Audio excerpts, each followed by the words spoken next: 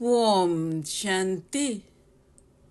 27/9/2024 காலை முரளி. ஓம் சாந்தி.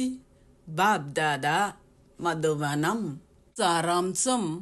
இனிய குழந்தைகளே, நீங்கள் அனைவரும் நினைவை கொண்டிருக்க முயற்சி செய்ய வேண்டும்.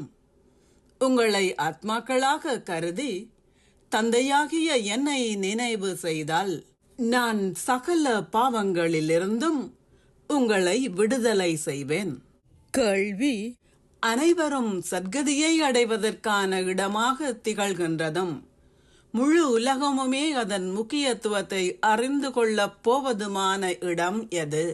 பதில்: அபு பூமியே அனைவரும் சத்கதியை அடைவதற்கான இடமாகும்.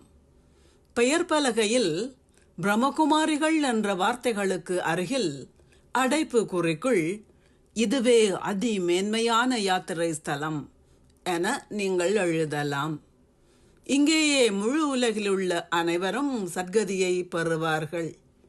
அனைவருக்கும் சத்கதி அருள்பவரான தந்தையும் ஆதாமும், அதாவது பிரம்மாவும் இங்கிருந்தே அனைவருக்கும் சத்கதியை அருள்கின்றார்கள்.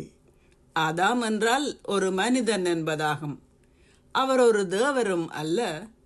அவரை கடவுள் என்று கூறவும் முடியாது. ஓம் சாந்தி. தாரணைக்கான சாராம்சம். 1. இது இப்பொழுது இறுதி கணங்கள் என்பதால் நீங்கள் வீடு திரும்ப வேண்டும். ஆகவே அனைவரினதும் பெயரிலும் உருவத்திலும் இருந்து உங்கள் புத்தியை அகற்றுங்கள்.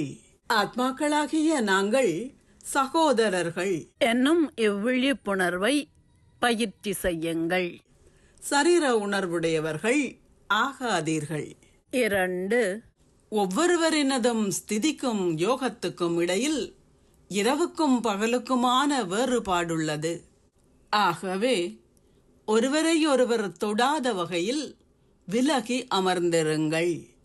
புண்ணிய ஆத்மாக்கள் ஆகுவதற்கு நினைவில் இருப்பதற்கு முயற்சி செய்யுங்கள். ஆசீர்வாதம். நீங்கள் ஒரு ஞானோதயம் பெற்ற ஆத்மாவாக இருந்து தந்தை மீதான அன்பினால் உங்கள் பிரதானமான பலவீனத்தை அர்ப்பணிப்பீர்களாக.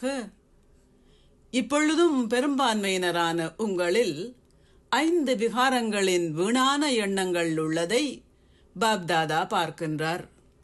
ஞானோதயம் பெற்ற ஆத்மாக்களுக்கும் சில சமயங்களில் தங்கள் நற்குணங்களினதும் சிறப்பியல்புகளினதும் அகங்காரம் ஏற்படுகின்றது.